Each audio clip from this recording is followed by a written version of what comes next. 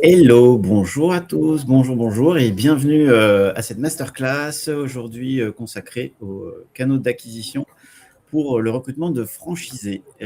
Donc aujourd'hui, j'ai le plaisir d'avoir avec nous Arthur de Choulot pour co-animer avec moi cette masterclass, qui est le directeur général délégué de l'Express Connect. Et avec Arthur, on est vraiment ravis, et avec nos speakers, de passer ce moment avec vous aujourd'hui. Bonjour à tous. En tout cas, je peux vous dire qu'on a vu que le sujet choisi pour aujourd'hui, il suscite un très fort intérêt. On a quasiment 120 inscrits pour participer à la session d'aujourd'hui. Donc, ça montre, je pense qu'on est sur un sujet qui intéresse pas mal. Et en même temps, ce n'est pas forcément une surprise. Je pense que le recrutement des franchisés, ça reste quand même un des premiers sujets de préoccupation des franchiseurs. Et les leviers pour identifier les candidats, il ne manque pas. Les plateformes, les salons, les réseaux sociaux, les parrainages, les sites web, les agences de recrutement, de génération de leads, etc. Ce n'est pas évident de savoir où prioriser, où mettre les moyens pour avoir un maximum d'efficacité. Et pour en parler et pour vous donner des éléments de réponse aujourd'hui, on a la chance d'avoir des super speakers qui vont vous partager leurs expériences sur le sujet. Donc, l'objectif, c'est de vous proposer un moment pendant lequel des franchiseurs partagent leur retour d'expérience, leurs bonnes pratiques, vraiment du vécu sur les différents canaux d'acquisition de candidats à la franchise. Bénéficier aussi de l'expertise d'Arthur sur le sujet, qui a une vision un petit peu d'ensemble du marché. Et mon souhait, moi, c'est que vous repartiez en ayant appris des choses, où il y ait des nouveaux éléments de réflexion et des actions concrètes pour l'identification de candidats pour vos réseaux. Le déroulement que je vous propose, on va d'abord faire un petit tour de table rapide pour que chacun puisse se présenter, vous connaissez tout le monde. Et puis ensuite, on va aller vraiment dans le cœur du sujet où les speakers vont pouvoir répondre aux questions et échanger. Et on va se garder un petit temps pour les questions-réponses en fin de session. Donc, n'hésitez pas à envoyer vos questions au fil de l'eau. Donc, je vois déjà tout le monde qui dit bonjour dans le chat, donc c'est très bien. Bonjour à tous, bienvenue, et n'hésitez pas à vous poser vos questions dans le chat, où il y a une partie Q&A également. Et on essaiera, on va garder 10 minutes, un quart d'heure en fonction du nombre de réponses à la fin pour y répondre. Allez, petit tour. Lydie, peut-être, je te laisse te présenter pour commencer.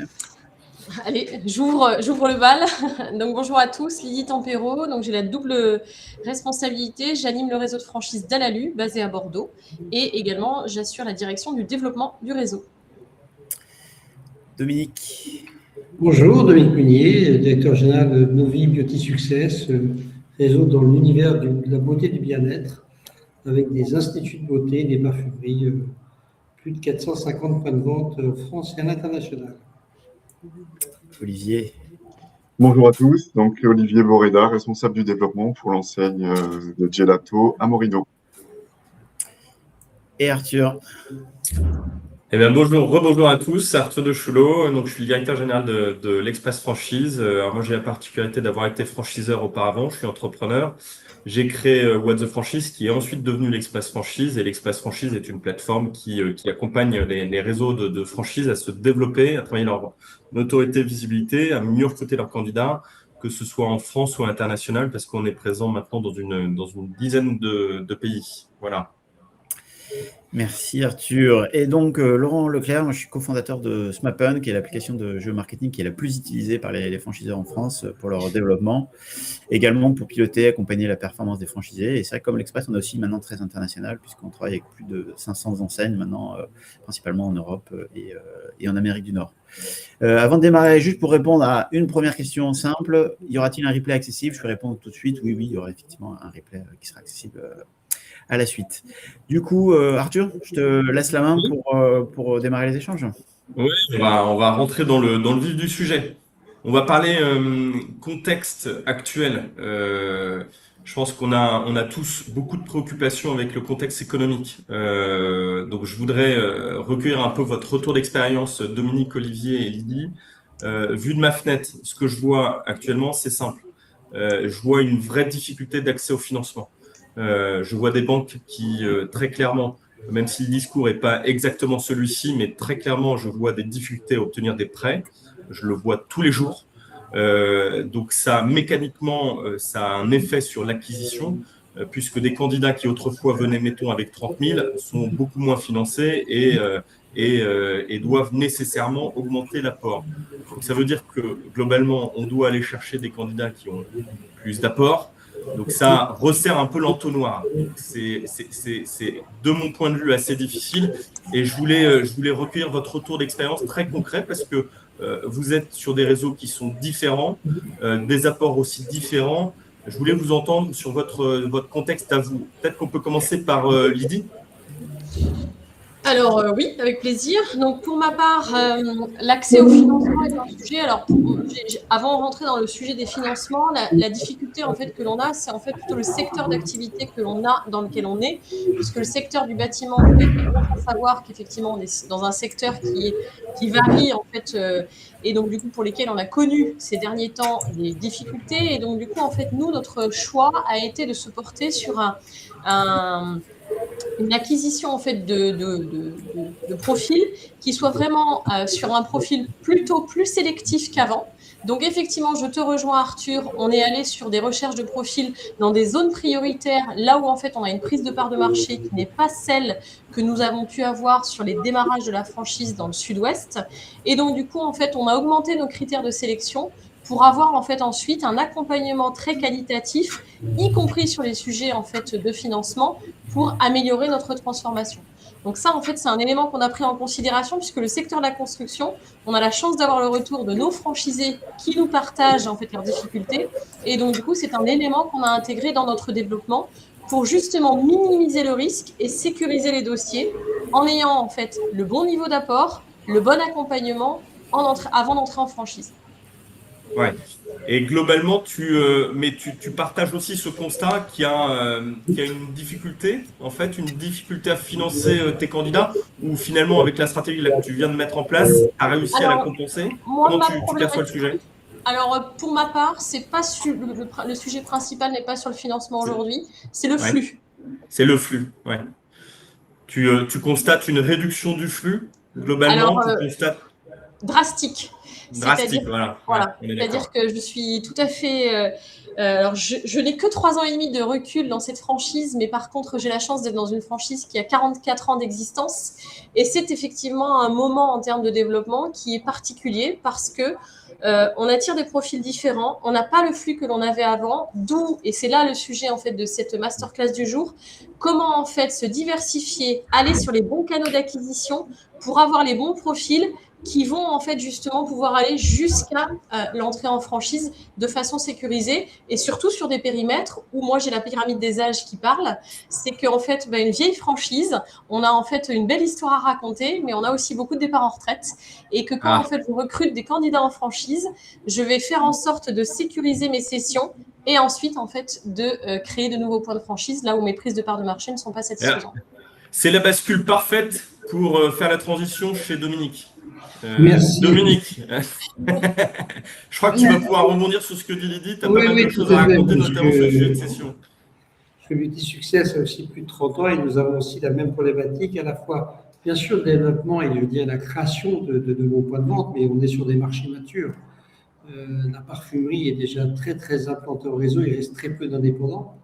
Donc, c'est que de la création, mais il y a de la création. Et sur les instituts de beauté, nous avons la même problématique.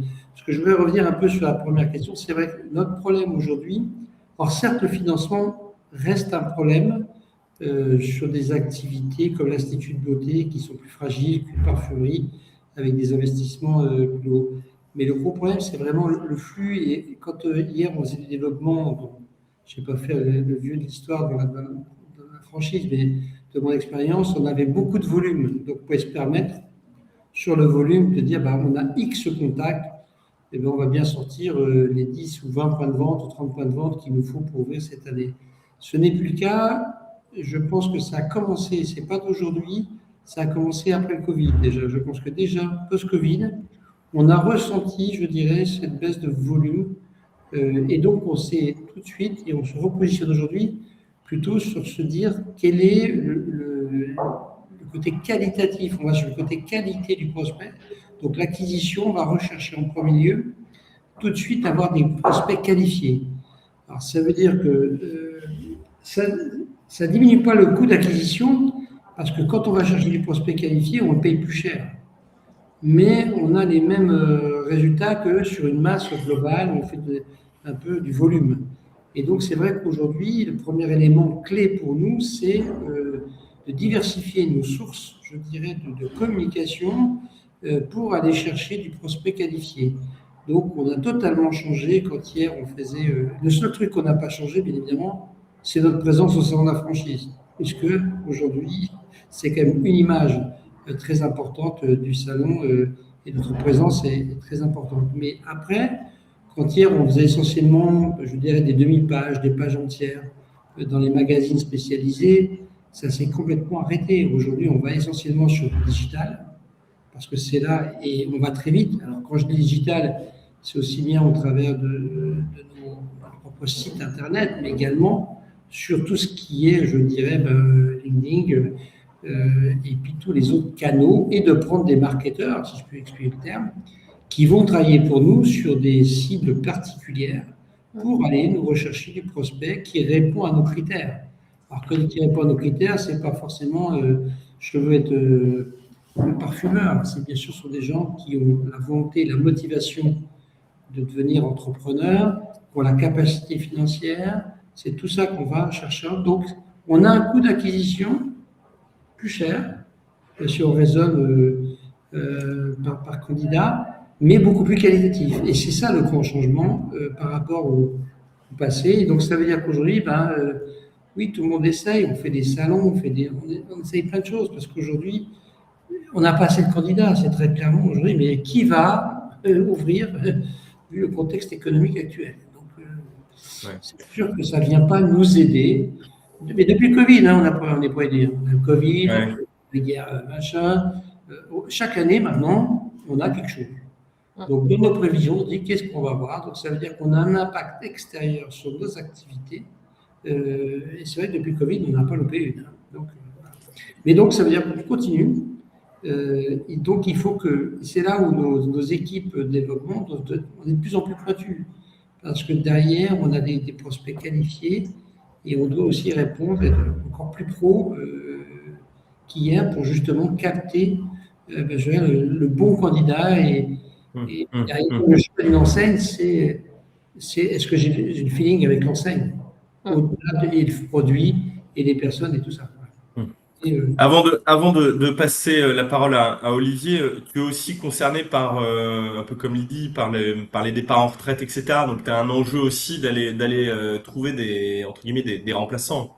Oui, tout à fait. Alors, bien évidemment, nous avons à peu près entre 15 et 20% de notre réseau chaque année qui bascule. On a des changements parce qu'on a des franchisés qui sont à leur 3e, 4e contrat. Et puis à un moment, qui partent en retraite ou ils ont envie de faire autre chose. Donc ça fait partie. Donc ça veut dire que déjà aussi ça, on vient par la transmission consommer, je dirais, du prospect qui ne ferait pas d'ouverture. Donc ça veut dire qu'on l'avait déjà avant, mais encore plus aujourd'hui. Ce qui fait qu'on a encore plus besoin de prospects pour faire la transmission, je dirais, des points de vente existants. Et ça, c'est quelque chose d'essentiel parce que c'est la pérennité, je dirais, des emplacements. De la présence dans les villes de nos enseignes, donc ça devient une priorité. Et autre point qui est important, qu'on a oublié de préciser, c'est aussi la vie d'un réseau vient par les ouvertures multiples des franchisés existants. Et aujourd'hui, on a un phénomène, c'est que nos partenaires existants sont aussi freinés par la conjoncture économique. Quand hier, on ouvrait à peu près un tiers de nos ouvertures par le réseau existant, et aujourd'hui, c'est beaucoup moins parce que ils sont aussi frileux, je dirais, qu'un quelqu'un qui veut s'installer. Il y a aussi des problèmes de recrutement. On est dans des secteurs, et je parle de l'esthétique, où nous ne pouvons pas recruter n'importe qui, puisque nous sommes un secteur réglementé. Il faut être titulaire d'un diplôme d'esthétique comme dans la coiffure pour pratiquer. Donc, on a toutes ces petites contraintes qui font que le métier est plus difficile, si je puis dire. Donc, il faut s'adapter, être actif, agile. Et là, le terme agile est très important pour répondre à toutes ces contraintes. Oui, donc, on a tout ça à prendre en compte et ça fait évoluer, je dirais. C'est sûr qu'un jeune réseau qui part, il est tout feu, tout flamme. On a d'autres contraintes dans la vie réseau. C'est plus sécurisant de rentrer dans un réseau qu'à 20 ans dans un jeune réseau. Mais moi, j'ai toujours dit, il y a du bon dans les deux. Voilà, donc c'est ça qui est important. Du côté d'Olivier, on connaît tous Amorino. Quel est le contexte actuel pour Amorino qui est déjà présent dans pas mal de pays, hein, il me semble en plus. Hein. Alors, D'ailleurs, tu pourras peut-être nous donner une global pictures internationale. Est-ce que le contexte français est le même partout ailleurs? Ça pourrait être hyper non, intéressant. non. Alors, effectivement, le marché français reste notre marché historique. Aujourd'hui, on se développe énormément sur l'international. Donc, ma vision, si je parle plutôt du marché français dans un premier temps, aujourd'hui, on est une franchise un peu plus récente, mais on a quand même 24 ans, avec 110 boutiques en France et 330 à travers le monde. Donc, on est présent dans 21 pays. Le marché français, nous, aujourd'hui, on ne note pas de difficultés particulières pour acquérir de nouveaux franchisés. On est très sollicité, c'est essentiellement de la candidature spontanée qui se fait de façon indirecte puisqu'on va communiquer énormément de façon globale. On a Alors, investi. pardon, excuse-moi Olivier, ça tu l'expliques comment? C'est une tendance structurelle de ton marché, le marché de la glace. Alors, C'est la exactement. question de la notoriété de la marque qui fait que tu Les l'expliques deux. comment ça? Les deux. Alors, effectivement, on est sur un marché qui est très dynamique et attractif.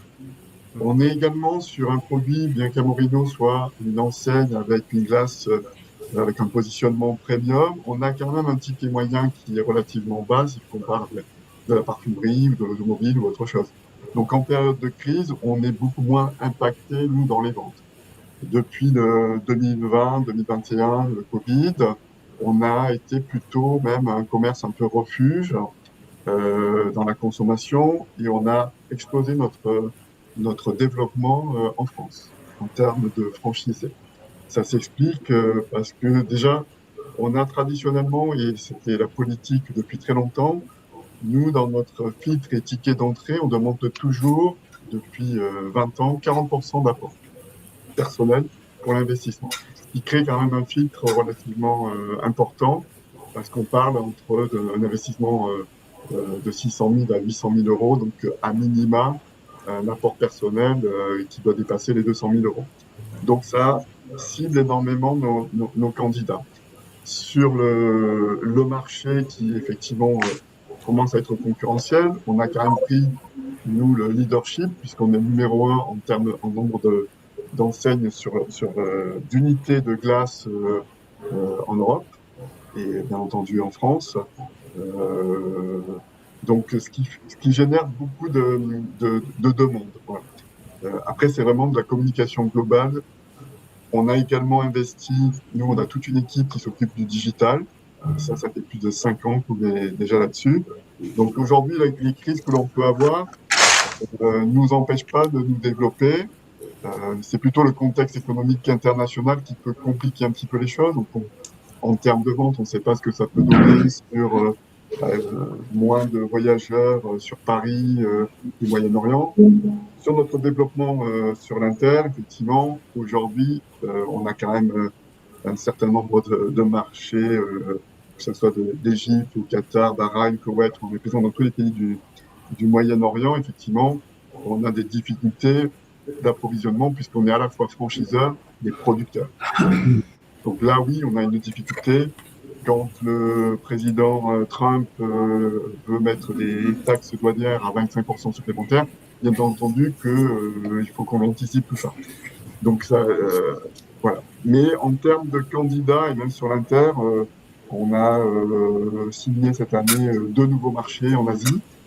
Donc on ne sent pas aujourd'hui de difficultés particulières, sachant qu'on continue notre développement, on va dire en interne, puisqu'on a à peu près 37%, c'était mon dernier calcul en janvier 2026, 37% de nos franchisés qui chaque année vont investir et se battre presque sur les territoires et les zones d'exclusivité pour avoir 2, 3, 4 boutiques. On a plusieurs franchisés qui dépassent 7 à 8 magasins. Voilà. Donc il y a une certaine fidélité. Il y a aussi le modèle économique qui est plutôt attractif. Bien qu'on soit sur un investissement total qui est assez important. Et au niveau des banques, moi je communique beaucoup avec les pôles franchises, donc on les rencontre de manière régulière. Et dans également la communication, ils font des choses qui sont très intéressantes. Ils organisent des séances avec tous les directeurs d'agence où nous, on va présenter notre modèle économique, ce qui permet en amont de préparer les directeurs d'agence qui peuvent être en région et ne pas connaître exactement Amorino parce que ça reste quand même dans les grandes villes et très parisien, parce qu'il y a 37 points de vente rien qu'à Paris sur les 110. Et donc comme ça, on a un candidat qui va apporter un dossier où le directeur d'agence connaîtra la rentabilité et tous les ratios économiques d'Amorino.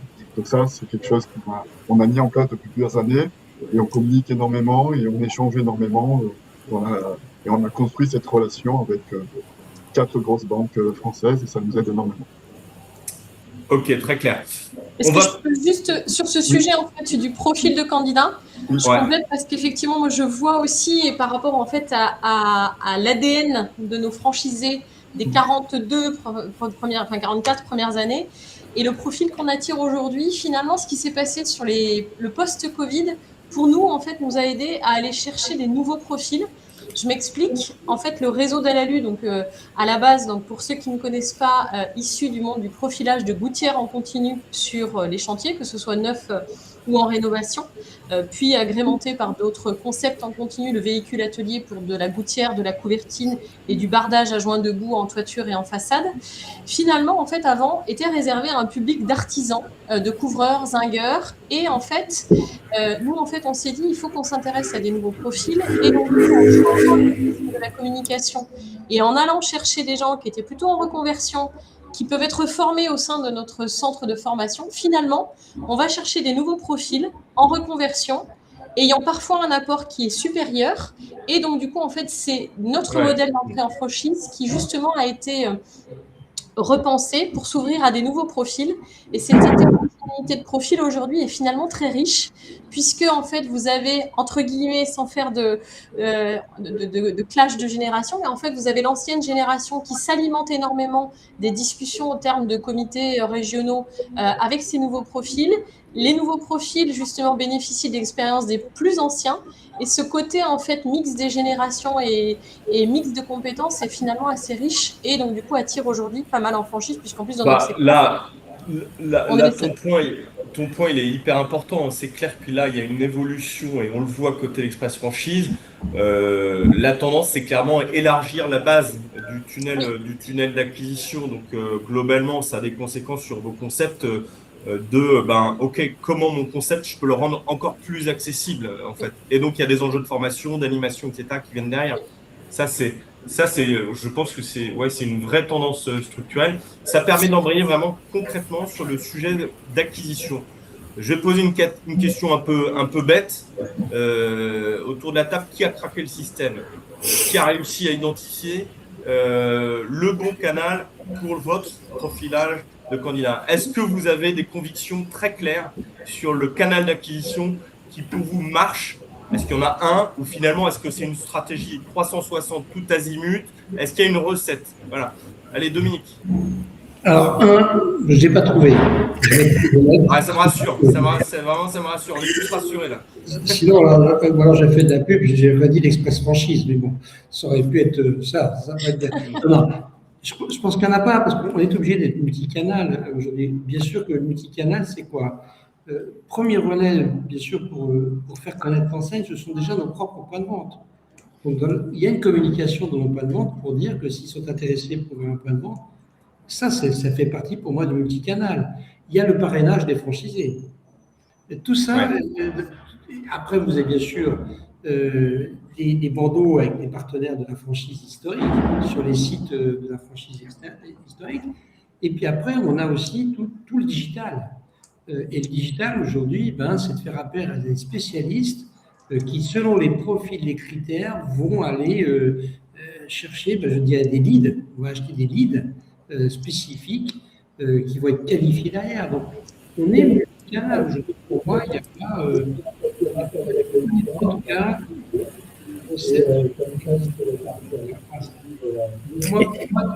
il faut utiliser les canaux. La pub dans les journaux de la franchise, c'est mort. C'est que ça, très clairement, je crois que beaucoup d'entre nous, même si on aime bien les historiques du métier, que ce soit officiel, franchise magazine, aujourd'hui, il n'y a plus de. Mais toi, par exemple, Dominique, moi je comprends que sur ton réseau, tu as un vrai sujet parce que tu ne peux recruter que des gens qui ont un diplôme. Alors, Mais tu n'es pas le seul. sur les instituts de beauté, mais le franchisé n'a pas besoin d'avoir un diplôme. Et le pratiquant, c'est comme un coiffeur, tu peux ouvrir un salon de coiffure, tu ne peux pas faire une coupe si tu n'as pas un diplôme de coiffure. Donc, j'ai la même problématique. Donc, c'est ça notre problématique. Donc, on a des investisseurs, mais j'ai moins d'investisseurs. Donc, sur les instituts de beauté, aujourd'hui, j'ai beaucoup plus des profils de jeunes filles qui sont esthéticiennes. Attends, Dominique, je suis obligé de t'arrêter parce que, en fait, là, je le vois dans le chat, on a une problématique Mais il y a un problème de son. J'entends pas, moi. Est-ce que dans le chat, vous pouvez nous dire si ça concerne uniquement Dominique ou c'est pour tout le monde pareil? Alors, moi, j'ai également une deuxième conversation. J'entends une autre discussion, en fait, de fond. Ah, moi, j'ai personne à raconter. Oui, moi aussi. Ouais, voilà, on a un sentiment, il y a une radio ouverte. Bon. Écoutez, là, ça a l'air pas mal. On a l'air bon. Oui, donc du coup, Dominique, tu disais, toi sur ta franchise, enfin, tu es obligé d'avoir des gens à l'intérieur de ta franchise qui aient le diplôme, mais le franchisé lui-même n'est pas obligé d'avoir ce diplôme. J'ai une double cible. J'ai une cible qui peut venir du métier, de l'esthétique, beauté, et j'ai une cible d'investisseur. Donc j'ai double cible. Je peux faire les deux. Sachant que ma problématique, par contre, pour pratiquer, j'ai besoin d'esthéticienne. Parce que dans une cabine de soins, c'est une esthéticienne. Donc c'est là, maintenant, c'est là où nos canaux, on a aussi les salons, alors je prends un autre canal qui est très important, qui sont les salons professionnels du métier. Il y a un salon des esthétiques qui a lieu chaque année en mars, qui n'a rien à voir avec le salon de la franchise. Donc c'est là où on est vraiment multicanal, à la fois sur, je dirais, les réseaux sociaux, les salons liés directement au métier de devenir franchise, et les métiers et des salons, des canaux qui sont spécifiques à l'activité, je dirais, de chacun. Et on a aussi une cible que tout le monde a aussi. On va chercher des gens de la grande distribution au travers de LSA. Pourquoi? Parce qu'on sait que ce sont des gens qui viennent du commerce, qui ont des profils généralement de managers. Alors, c'est pas gage de réussite, mais ils ont des critères qui nous permettent de dire oui, cette cible nous intéresse, dès lors que, bien évidemment, le profil va être en adhésion avec ce qu'on propose. Juste une petite question, tu parles de multicanal, donc tu as une idée dans les grandes lignes de la répartition entre les principaux canaux pour vous? Aujourd'hui, le gros du coup, hors salon, parce que le salon est un coût particulier, et donc on ne peut pas. Si je prends, aujourd'hui, la part la plus importante est sur le digital. Oui. 75% du budget est sur le digital. Mais pardon, tu es, comme Lydie, j'ai le sentiment que tu vas chercher aussi des profils plus larges. Tu élargis ta base de recrutement. Ce n'est pas les profils que je cherche. C'est-à-dire on a élargi les canaux. On s'est dit aujourd'hui, on ne peut pas faire que du digital, je ne peux pas faire que le salon. Je suis obligé de faire tout. D'accord? Pourquoi? Parce que, et derrière, en faisant tout, par contre, je suis exigeant sur la qualité du profil que je vais chercher, un peu comme ce que disait Lydie. Aujourd'hui, on est beaucoup plus exigeant. On préfère payer un peu plus et avoir des profils qualifiés. Mais des profils qualifiés, je peux en trouver aussi bien au salon, aussi bien sur le digital, aussi bien sur les salons professionnels. C'est là où je dis, aujourd'hui, on ne peut plus se dire, j'ai connu des périodes où on avait 200, 300 contacts par mois. C'est fini, ça. C'est fini. Donc, ça veut dire qu'aujourd'hui, tu dois les trouver. Je prends un autre canal, les chambres de commerce. Les chambres de commerce, aujourd'hui, sont une niche importante de personnes qui souhaitent créer et entreprendre. C'est un canal, pour moi, je dirais, comme disait Olivier tout à l'heure, il va, à travers des banques, il fait des réunions avec les banques en local, et les banquiers ont aussi des contacts avec des gens qui veulent investir de l'argent. Un contact peut arriver aussi par un banquier. C'est là où aujourd'hui on est. Moi, je dis, on ne doit pas. Mais par exemple, là, par exemple, ouais, et Lydie, alors je vais peut-être, Lydie, tu voulais rebondir sur ce que disait Dominique. Alors oui, je voulais compléter ce que disait Dominique, parce qu'on partage souvent les mêmes sujets. Je ne vais pas dire problématiques, parce qu'il y a toujours des solutions. Le sujet, en fait, il est pour nous d'avoir justement le bon fit de candidat. Et quand je dis ce bon fit de candidat, par le passé, on était plutôt en fait dans une démarche de quel est mon bon profil et finalement une espèce de liste de cases à cocher de quel est mon meilleur profil pour aller en fait porter la marque dans ce territoire. Et puis finalement, on s'est dit, on va raisonner de façon inversée quand on a regardé l'évolution en fait justement du flux. On s'est dit en fait, on va raisonner à l'inverse. Alors contrairement en fait à Dominique, moi il y a en fait un seul profil que j'écarte parce que je m'intéresse à du multi-profil sauf un. Et pourquoi j'écarte un profil, c'est le profil investisseur. Et en fait, c'est très simple, c'est que moi, en fait, aujourd'hui, alors j'attire bon nombre de nouveaux profils, des gens qui sont issus de la grande distribution, qui ont managé des équipes de taille conséquente, puisque pour moi, en fait, le critère numéro un, c'est l'humain, le savoir-être. C'est en fait se dire qu'il va rentrer dans un réseau de personnes et donc du coup, en fait, il est obligé d'être opérationnel pour justement s'intéresser au métier, quand bien même il ne soit pas couvreur zingueur, c'est pas grave du tout, puisqu'il va y avoir l'acculturation progressive par le centre de formation, par l'accompagnement, mais par aussi le réseau. Et donc du coup, en fait, ce que je me suis dit, c'est que par ce biais-là, j'attire des nouveaux profils qui ont déjà la bonne assise financière, qui ont en fait la bonne posture d'apprendre et donc du coup de rejoindre un réseau de franchise qui est très rassurant dans les années qu'on est en train de vivre. Finalement, ça rassure énormément. Donc finalement, par la liste des sujets compétences, savoir-être, management et donc du coup en fait appétence dans le secteur d'activité, parce que comme Dominique, effectivement, il faut avoir envie d'être soit dans la parfumerie, soit en fait dans la gouttière. Et donc, du coup, en fait, il faut une vraie appétence dans le secteur. Mais tout ça, en fait, ça se travaille par l'entrée en franchise. Et donc, du coup, finalement, ça en fait un facteur clé de succès parce que vous avez le bon profil, vous avez un bon fit humain. Et en plus, derrière, vous vous garantissez qu'il va y avoir un bon fit humain avec le réseau, puisqu'on est sur des tailles de réseau qui nécessitent de faire rentrer des nouveaux profils qui ne viennent pas casser tout ce qui fonctionne bien. Ouais. Olivier, toi, c'est quoi les sources principales de tes candidats? D'où ils viennent tes candidats? Alors, la plupart, en fait, souvent, c'est la première des communications, c'est les ouvertures de magasins. En augmentant le maillage, on augmente le nombre de candidatures. La plupart du temps, ce sont des candidatures spontanées sur le site Amorino. Mais tout ça se travaille en amont via les réseaux sociaux, on a eu également une émission sur M6 qui a généré sur Capital énormément de leads. En fait, nous, on est ouvert à tous les médias. Après, effectivement, en fonction, on va potentiellement attirer des profils différents. Mais on part du principe qu'un franchiseur se doit de toute manière, puisqu'il est le sachant, d'accompagner, peu importe le profil, son candidat vers la réussite pour devenir un bon franchisé. Ce qui va être un des critères les plus compliqués après, c'est effectivement l'aspect financier. Mais on veut surtout, parce qu'on reste une PME familiale, et ce qui est important pour nous, c'est d'avoir un franchisé. D'ailleurs, nous, on utilise souvent le mot partenaire. On veut des partenaires qui pilotent leur unité. Donc, on a des profils investisseurs, ce n'est pas forcément ce que l'on va privilégier, mais à partir du moment où un investisseur nous assure et on va avoir un interlocuteur qui va encadrer la boutique, ça ne pose pas de problème. Voilà. Mais on est ouvert à tous les canaux. Effectivement, le digital aujourd'hui reste très important. La seule chose que l'on exclut aujourd'hui, définitivement, ce sont les salons. Voilà. D'accord. Parce que les salons, vu l'apport que l'on demande, on part du principe que les candidats qui ont la possibilité d'aller vers Amorino auront la démarche spontanée de nous écrire, de nous appeler. Voilà. On va être sur des profils complètement différents.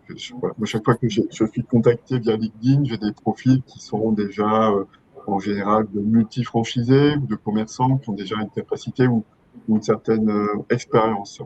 Dans les salons, je trouve qu'on est plutôt sur des salariés, alors il n'y a rien de mal là-dessus, je suis salarié également, qui réfléchissent ou vont peut-être potentiellement rêver à un futur d'entrepreneuriat, mais c'est pas forcément quelque chose qui va se déclencher immédiatement. Ouais. C'est mon ressenti. Mais, Et que vous avez arrêté depuis combien de temps les salons? 10 ans. Parce que là, le point, on reviendra sur le sujet du salon, etc. On va parler un tout petit peu budget. Parce que la stratégie d'être partout, elle est parfaitement compréhensible de tous. Néanmoins, elle représente un budget certain. Et si on arrive avec une stratégie, ok, je vais être 360, je vais mettre des petites poches un peu partout, je risque certainement d'être nul partout. De votre point de vue, quand même, malgré tout, avec une enveloppe budgétaire qui n'est pas extensible, il faut privilégier quoi, en fait Olivier, on a bien compris, toi, les salons, depuis 10 ans, c'est stop. Je comprends côté Dominique, c'est le salon, il faut y être tous les ans. C'est hyper intéressant, hein. Vous avez des avis un peu variés, mais quel est votre point de vue à tous, là, sur cette stratégie globale multisource, parce que je crois que tout le monde est d'accord vu le contexte. Et la question, elle est nécessairement liée à votre budget. Donc, Lydie, toi, si tu as un budget restreint, contraint, tu privilégies quoi? Tu vas où? Alors, effectivement, on est tous pareils, on a tous des budgets contraints et donc du coup, on essaye d'être le plus pertinent dans nos choix budgétaires. Et donc, le choix qu'on a fait, c'est comme Dominique, on maintient en fait notre présence sur le salon de la franchise parce que en fait, historiquement, on a toujours, et en plus, les candidats nous le disent, puisqu'on a quand même un flux volumique sur le salon de la franchise, on est historiquement, depuis la création du salon de la franchise, toujours présent dans les allées. Et mine de rien, il y a des gens pour qui c'est un rendez-vous habituel. Donc, ils savent qu'ils rencontreront d'Alalu les équipes de développement sur le salon de la franchise. Là où, en fait, j'ai un tout petit peu adapté. Donc, du coup, en fait, sachant que l'enveloppe développement, en fait, est une de mes enveloppes. Excuse-moi, Lydie. Dominique, est-ce que, quand tu ne prends pas la parole, est-ce que tu peux couper le Mais j'ai pas de personne qui parle derrière. Il y a un bruit de fond, c'est pas chez moi. Hein. Bizarre, je l'entends pas de mon côté. Tu peux essayer de couper pour voir? Comme on parlait pas, n'hésitez pas à couper les micros. Ouais. Ah bon? Bon, écoutez, c'est pas grave, on continue. Pardon, Lydie. Non, je sais plus que. Donc, du coup, oui, nous, présence indispensable, salon de la franchise historique, et on a des beaux candidats qui, en fait, nous rejoignent grâce au salon de la franchise. Par contre, effectivement, donc, j'ai augmenté mon budget sur le digital, et donc, du coup, en fait, j'ai décidé plutôt, en fait, que d'être sur un budget national, d'aller sur du très tactique chirurgical dans les régions où je veux recruter. Ouais, intéressant. Tu t'appuies sur les CCI, etc. ou... Exactement, oui. Et ça semble fonctionner parce que je ne sais plus qui le disait tout à l'heure. Le fait de, via notre équipe de développement, aller générer du relationnel en région qui, du coup, en fait, va nous relayer nos événements. Pas plus tard que hier, on était sur un salon en Savoie. Non seulement, en fait, on crée nos propres événements en région, là où on veut recruter, et ensuite, via les institutions, via en fait nos partenaires également sur place, banques, experts comptables, etc. Du coup, en fait, arrives à donner un rayonnement on peut, en local. fait, aller alimenter du flux qualifié. Ah oui, ça c'est hyper intéressant.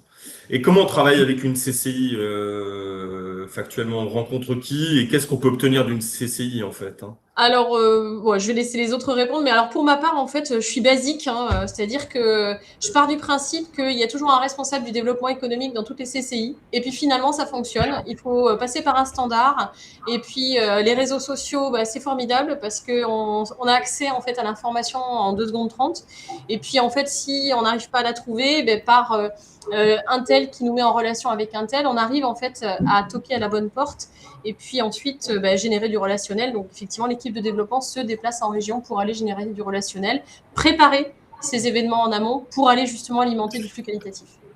Ouais, hyper intéressant. Dominique, ton point de vue là-dessus, sur le multicanal, multisource, le budget extensible ou non, comment on fait? Alors, sur le salon, je précise une chose. Certes, le salon, on y est présent, mais par rapport aux années précédentes, nous avons réduit de moitié notre stand. Il faut aussi à un moment remettre les valeurs économiques, notre présence, on la maintient, mais à un niveau beaucoup moins important. Pourquoi? Parce que le mètre carré coûte cher et c'est pas parce que vous avez 200 mètres carrés que vous allez faire plus de business. Je crois que le choix de l'emplacement et de la qualité de votre stand fait que les gens vont venir vous voir. Ça, c'est peu. Moi, je dis, sur les budgets, bien évidemment, on a 75% du budget qui est sur le digital. Parce qu'il y a plein de budgets qui ne coûtent pas très cher. Et je prends l'exemple des chambres de commerce. Aujourd'hui, ça fait partie du métier de nos développeurs. C'est un vrai métier. Le métier développeur, quand hier, on lui donnait des candidats, ben lui aussi, il doit aller chercher et se faire connaître. Et aujourd'hui, vous avez un réseau qui s'appelle Transentreprise. Transentreprise, c'est un réseau qui, dans une majorité de chambres de commerce, et dans lequel vous avez les noms et les coordonnées des gens qui gèrent tous ceux qui créent l'entreprise. Par ce biais-là, vous allez rentrer, vous avez les contacts, et essayer de rentrer dans chambre de commerce. Il y a un pôle dédié à la création d'entreprise. Il y en a les grosses, ou même des pôles dédiés à la franchise. À Bordeaux, il y a 2 personnes qui ne font que la franchise. Donc, il est très facile de rentrer en contact avec eux et de leur proposer une intervention dans des réunions d'information qu'ils font. Bien sûr que la CCI est vraiment pour moi une source, parce que là, vous avez la chance, et c'est une source aussi pour les ventes, pour céder les activités, parce que par Transentreprise, nos partenaires proposer leurs opérations, je dirais, à des entrepreneurs, à des futurs acquéreurs. Et donc, il y a ça. Donc, voilà, donc, il y a des coûts. C'est sûr que le salon, c'est un coût. Le digital, après, il y a plein. Le partenariat, le parrainage, ça ne coûte rien. Il y a des choses qui ne coûtent pas cher. C'est là où je dirais. Quand tu dis parrainage, par exemple, c'est ça veut dire quoi? franchisé. Ça veut dire que ton franchisé, mais est-ce que tu vas l'incentiver? Tu vas jusque-là, ton Bien franchisé, sûr, tu vas lui bien dire, écoute, si Bien tu sûr. me ramènes, Après, je pourrais ça dépend des métiers. Tu peux, alors, si tu as un concept de produit, ben, tu peux dire, ben, je te fais une offre et puis tu as bénéficié d'un avoir sur tes achats de temps, ou tu fais un avoir sur la redevance, mais ça fait partie, parce qu'aujourd'hui, chaque client qui rentre dans un point de vente, aujourd'hui, peut être un potentiel. Il y a combien de fois de journées, ah, c'est bien, ça m'intéresserait, moi, d'ouvrir, je dirais, une parfumerie, d'ouvrir un institut de beauté, d'ouvrir un centre de bien-être. Ben oui, donc ça, nos franchisés savent que eh ben, s'ils amènent un contact et que derrière on va jusqu'à l'ouverture, eh ben oui, ils auront une rémunération. Alors, ce n'est pas un chèque, mais c'est soit de la dotation produit, soit, je dirais, va avoir une période de sa redevance, au lieu d'être, on va la minorer, mais c'est de leur remercier parce que c'est dans l'intérêt du réseau. Donc, toutes ces sources, ça coûte pas cher en coût. Ça coûte, bien sûr, mais à un moment, de côté, vous allez générer un droit d'entrée, des redevances supplémentaires. Donc, il y a des choses, c'est là où je dis, oui, il y a des choses où on peut, qui coûtent, et malheureusement, on n'a pas le choix, et il y a des autres qui ne coûtent pas ça. Et c'est là où le métier de développeur a changé. C'est que le métier de développeur, quand hier, il y a 2 développeurs, il y a ceux qui cherchent les terrains, les emplacements, tout dépend des structures, bien sûr, et puis il y a celui qui gère la franchise. Et celui qui gère le candidat, ben, je dirais qu'aujourd'hui, il doit être présent sur il doit se créer un réseau local. Il y a même des réseaux, et je le sais dans l'Est, où vous avez des groupes de développeurs. Vous avez des développeurs qui ont même organisé des groupements de développeurs et se réunissent une fois par trimestre pour échanger. Alors, sur les bonnes pratiques, et ça, c'est hyper important. Et il y a les réunions régionales de la FFF. Et tout ça, je veux dire, c'est de l'information qui va nous permettre d'aller chercher de l'info et discuter. Voilà. Donc ça, c'est du temps. C'est pas de l'argent, c'est du temps. Olivier, tu privilégies quoi, toi? Alors, moi, je privilégie donc le digital, on en a pas mal. Enfin, la communication globale ou le public rédactionnel, ça peut être dans la presse classique, où on va avoir un reportage sur un Morino. Et après, c'est le digital. Le reste, en fait, il y a pas mal d'axes de travail qui ne nécessitent pas d'investissement, c'est plutôt du relationnel. Et là, c'est le travail du développeur, hein, de rencontrer la BPI, Business France, les chambres de commerce, les banques d'affaires, et également les notaires qui peuvent être une bonne piste aussi. Voilà. Tout ça, c'est un travail, ça prend du temps, mais ça permet d'obtenir de nouvelles candidatures et sans investir. Voilà. Moi, j'ai pas un budget énorme, hein, en communication. J'ai la chance en interne d'avoir des équipes, à la fois digitales, mais également un studio, donc qui peut nous faire tout ce qui est graphisme et tout ça. Voilà. Mais, mais voilà, enfin, l'Express, enfin, on a déjà eu des parutions et on voit très bien que ça nous génère énormément de demandes derrière.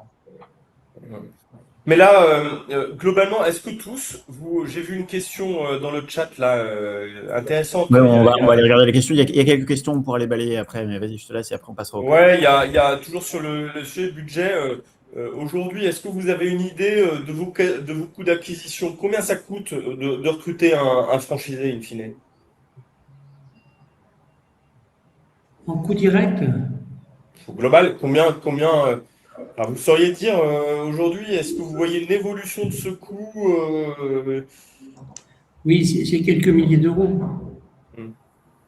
C'est quelques milliers d'euros, parce que quand on fait le budget global, qu'on donne le salon et compagnie, qu'on divise par le nombre d'ouvertures derrière, c'est quelques milliers d'euros. Surtout sur des réseaux matures, comme plus votre réseau est mature, plus votre coût d'acquisition il monte. Puisque vous avez moins d'opportunités d'ouverture. C'est logique, si vous voulez. Donc, automatiquement, votre coût d'acquisition, il monte. Voilà. Donc, avec le même budget, quand on ouvrait peut-être 30 ou 40 points de vente, aujourd'hui, on va en ouvrir peut-être que 20. Donc, automatiquement, vous avez doublé le coût d'acquisition d'une ouverture. Mais plus votre réseau va être mature, plus c'est ça. Alors, c'est là où il y a des choix à faire. Est-ce que je reste sur le salon? Est-ce que ça veut dire, est-ce que c'est une économie? Chaque année, la question se pose. C'est pas acquis ad vitam, c'est une question de chaque année. Dire, qu'est-ce qu'on fait cette année avec notre budget? Et parce qu'on sait que dans le coût d'acquisition, vu l'ancienneté de notre réseau, oui, il augmente fortement. Et pour compléter ce que dit Dominique, donc j'ai le même sujet, réseau mature, et donc du coup, alors la seule chose, c'est que nous, chaque année, on se pose la question aussi. Pour autant, en fait, le salon de la franchise, typiquement, on raisonne en temps long. Je suis en train, par exemple, d'instruire, on est sur une fin de dossier d'un candidat qu'on a rencontré il y a 3 ans. Donc, en fait, je me dis, cette alimentation, en fait, d'un flux, je dois raisonner en temps long. Donc, c'est la raison. Alors, moi, ça, pour le coup, ça, je viens sur ton point précisément parce que c'est exactement, je le vois très bien sur l'Express Franchise, en fait, clairement. D'ailleurs, c'est la raison pour laquelle moi, j'ai été franchiseur et quand j'ai lancé What the Franchise plus l'Express Franchise, j'ai voulu vraiment distinguer le candidat du prospect. Le candidat, c'est vraiment le candidat pour toi qui te connaît, qui connaît la marche, qui a une démarche intentionniste. Et le prospect, il n'est pas dans cette démarche. C'est quelqu'un qui potentiellement peut être intéressé par ton réseau. Et globalement, donc tu as ces deux notions qui sont bien distinctes. Tu as l'élite d'un côté qui arrive prospect, l'élite de l'autre côté qui sont qualifiés comme des candidats. Et ce qui est hyper important, c'est que exactement ce que tu dis, c'est que les prospects, j'ai plein de cas de franchiseurs qui travaillent les prospects avec ce qu'on appelle du nurturing, de l'entretien, etc., et qui finalement arrivent dans des temps évidemment beaucoup plus longs que les candidats à transformer, à activer ces gars-là, parce que c'est des gens qui ont maturé, qui ont besoin de comprendre, voilà, que tout le monde n'est pas fait du même bois. Et puis surtout, il y a beaucoup de gens qui ne connaissent pas bien le modèle de la franchise, en fait. Clairement, surtout quand on élargit la base des prospects, qu'on va chercher des gens en reconversion, etc. Donc, il y a un effort de pédagogie. Et donc, voilà, en tout cas, j'aime beaucoup ce que tu dis, parce que clairement, il ne faut surtout pas se dire, surtout dans le contexte actuel, ok, j'ai ma base, moi, ça fait 3 mois que globalement, il n'est pas revenu vers moi. En fait, non, en fait, il faut continuer à alimenter, mais de façon douce, en fait, de façon alimentée, mettez en place des CRM pour mesurer tout ça, et derrière, créer vos tunnels d'acquisition. Je voyais une question sur faut-il un budget chasse? Je veux dire, clairement, sauf si tu as le concept qui sort sur une wave pas possible en ce moment, bien sûr qu'il faut un budget chasse acquisition. Enfin, ça me semble absolument indispensable. Ça en plus, et puis c'est pour ça multifactoriel. Il y a le contexte économique qui nous aide finalement. C'est une remise en question permanente. Ouais. La deuxième chose, c'est que justement, des candidats en fait qu'on va rencontrer, par exemple, je pense au salon de la franchise, qui en fait sont souvent sur des profils plutôt capés, qui en fait justement ont une potentielle assise financière à sécuriser, mais ont une visibilité sur justement une sortie. Je parle du cadre en reconversion par exemple. C'est un profil qui peut être intéressant parce que justement, envie de quitter le salariat, des profils capés qui ont eu des expériences dans des boîtes avec des profils qui ne sont pas en fait les profils que j'ai aujourd'hui dans le réseau, mais qui vont venir s'intéresser justement au modèle franchise parce qu'ils ne connaissent pas notre secteur, parce qu'ils sont sensibles à la démarche de formation et qui en fait se disent, allez, je me donne 2 ans et en fait dans 2 ans en fait j'aurai en fait basculé. Et donc du coup, c'est justement tout ce temps en fait d'instruction pour lequel nous on doit sécuriser donc du coup son projet. Et donc du coup, de l'autre côté, lui, on lui donne aussi des jalons, c'est-à-dire que pour qu'on soit sûr que ce temps de transformation, de maturation et transformation, on a des temps d'échange réguliers, donc on se tient informé de part et d'autre, de sorte que finalement, on en arrive à un accouchement 2 ans après d'un vrai projet qui a été maturé pendant 2 ans. Ouais, effectivement, ouais, il y a beaucoup de candidatures qui se travaillent sur le temps long. Je vous propose, on va essayer de balayer un certain nombre de questions qui sont tombées. Je vais les prendre plus ou moins dans l'ordre. Alors, le salon, il y a eu plusieurs remarques sur le salon, etc. On a déjà un peu la réponse d'Olivier. Les salons, est-ce que ça draine des candidats qualifiés? Quel résultat? Est-ce que finalement c'est plus pour du temps long ou est-ce que vous avez des résultats à court terme avec les salons? Un peu des deux qu'est-ce que vous en pensez? C'est ce que disait Lydie. Je veux dire qu'aujourd'hui, le savant, tu vas générer du prospect qui tu peux ouvrir dans 1 an, dans 6 mois ou dans 10 ans. On a le cas des gens qui ont un objectif, ils veulent ça, mais ils n'ont pas assez de fonds propres, donc ils ont besoin, je dirais, d'augmenter leurs fonds propres pour ouvrir.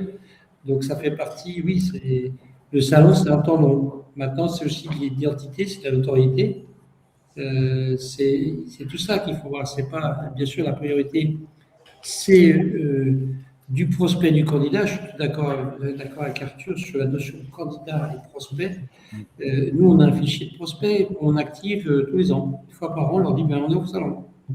C'est-à-dire qu'on ne peut pas mesurer la performance d'un salon.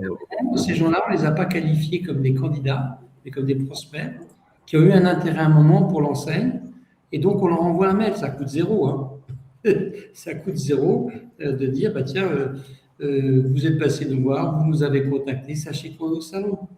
S'il y en a 3 qui viennent, c'est un coût gratuit, puisque ce sont des coordonnées qu'on a acquis depuis un certain nombre d'années. Voilà, donc oui, les salons, c'est de la notoriété, mais oui, après, c'est un budget, c'est sûr et certain que plus l'enseigne est grande, plus on augmente son stand. Mais après, il y a des stands qui ne coûtent pas très cher. Après, on peut aussi passer par les salons faits par les forums franchises en province, commencer par la province avant d'aller à Paris.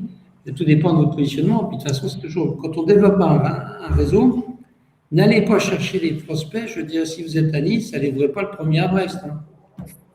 Gérer, ça ne va pas être simple. Hein. Donc, il vaut mieux se dire, je fais le salon de Nice, je cherche autour de Nice et après, méthode de l'escargot. Le jour où il faut aider le franchisé de Nice à Brest, ça coûte. Est-ce que ça veut dire que tu ne peux pas mesurer finalement le retour sur investissement juste en regardant combien de leads j'ai généré sur le salon ou combien de signatures j'ai fait au bout de 6 mois? Parce qu'en fait, la notoriété, déjà, c'est difficile à mesurer l'impact. Et puis de toute façon, comme disait Lydie, il y a beaucoup de candidatures qui sont sur le temps long et les salons permettent à la fois de les générer et de les suivre. Ok. Autre. En tout cas, sur le sujet du salon, en fait, clairement, il y a vraiment tout. En fait, il y a des multiples raisons d'y aller. Qu'on soit petit ou grand réseau, je vois des grands réseaux qui viennent parce qu'il y a une logique de marque et d'animation même de réseau. En fait, c'est un moment où on fait venir les franchisés. C'est un moment, voilà. Et puis il y a aussi une question de signal. Dans des marchés matures, le fait de ne pas y être, c'est aussi un signal. Voilà. Pour un jeune réseau, c'est sûr, c'est une question de budget. Donc la question va se poser. Mais moi, c'est toujours très difficile. Hein. Clairement, il y a des super retours, des moins bons retours. Il y a vraiment la question de la notoriété qu'il faut se poser. Si on y va juste pour des enjeux héroïstes purs, Alors, il faut s'y interroger vraiment, il faut regarder ce qui marche pas et aller demander à d'autres enseignes de son segment de marché. Donc, voilà, c'est multifactoriel. Moi, jeune réseau, je l'ai été. C'est sûr que si j'ai 20 000 balles à dépenser, je ne vais pas le dépenser dans un salon, hein, pour être très clair. Je vais le foutre dans du digital. Parce que je vais mesurer très concrètement et je vais y venir progressivement. Donc, il y a vraiment des strates à bâtir selon les uns les autres. Question aussi sur le digital, sur la partie plateforme. Là, il y a une question. Est-ce que c'est utile, est-ce que c'est pertinent d'être sur plusieurs plateformes d'acquisition ou vaut mieux mettre le paquet sur une c'est quoi votre stratégie là-dessus? Je dirais que, bien évidemment, il y a plusieurs plateformes. Alors, tout dépend des plateformes. Il y en a qui sont au success fees aujourd'hui. C'est un choix. Est-ce que je préfère quelqu'un qui va être au success fees, qui est basé, qui est plus cher en coût d'acquisition, mais parce que derrière, il y a une qualification. C'est aujourd'hui un peu ce qu'on privilégie nous. Hein. Je préfère payer un peu plus cher, mais d'avoir vraiment du candidat et pas du prospect. Voilà, parce que dans les plateformes, tu peux avoir ça ou ça. Voilà. Il y a plateforme et plateforme, quoi. En fait, il y a différents fonctionnements, ce que tu dis. Il y a différents fonctionnements. Et aujourd'hui, on privilégie nous, vraiment au success fees. Voilà, je préfère, si tu vois un candidat, ça va me coûter peut-être plus cher, mais au moins il est qualifié. Et c'est plus simple parce que tu peux retravailler avec la plateforme en disant attention, ce que tu m'as qualifié, c'était pas bon. Tu peux avoir des points réguliers pour dire attends, là, les leads que tu m'as envoyés, ceux-là, ça, c'était pas bon, pas bon. Donc, tu peux encore, je dirais, recentrer le tunnel pour être plus professionnel, avoir un meilleur profil. Voilà. Olivier, toi, c'est une plateforme, plusieurs, c'est quoi la stratégie? Alors aujourd'hui, il n'y en a pas. Mais je pense qu'en fait, tout comme le sujet du salon, tout va dépendre aussi de l'évolution de la marque. Au début, quand on est challenger, bien entendu, qu'il faut être présent et ça fait partie d'un investissement pour le futur. Là, aujourd'hui, on a un peu la chance d'avoir beaucoup de candidats et on n'a pas la nécessité de...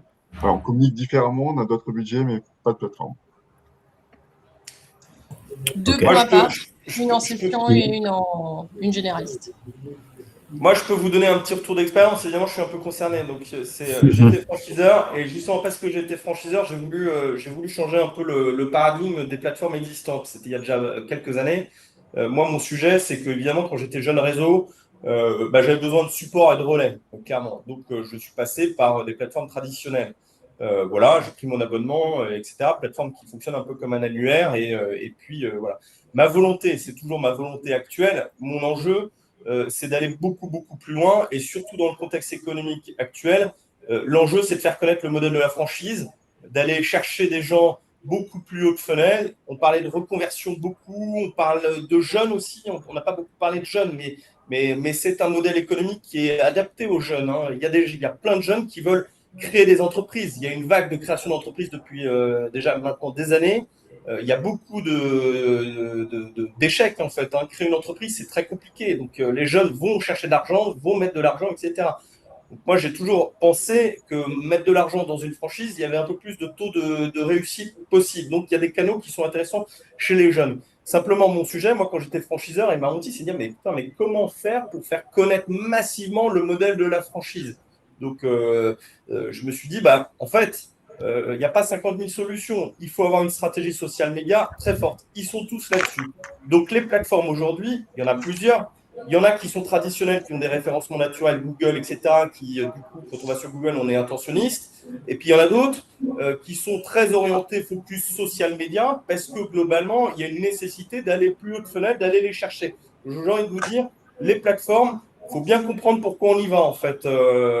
Si on a les moyens d'aller sur tout, c'est super, mais bien comprendre que, voilà, il y a des plateformes qui sont plus très référencement organique, mais référencement organique, ça veut dire que ça va générer plutôt de l'intentionniste. D'autres qui sont plus sur du social media et du coup qui vont élargir considérablement votre visibilité, vos touch points, etc. Et puis construire ensuite, vous aider à construire des entonnoirs. Et ça, c'est important de construire sur la question du success fees. Ça, c'est sûr, c'est mondial, c'est une tendance, etc. Le success fees. D'ailleurs, même nous, sur certains réseaux, dont on va estimer qu'on est en capacité de proposer du success fees, on va le faire. On va le faire parce qu'on pense qu'on a des bonnes chances de réussir.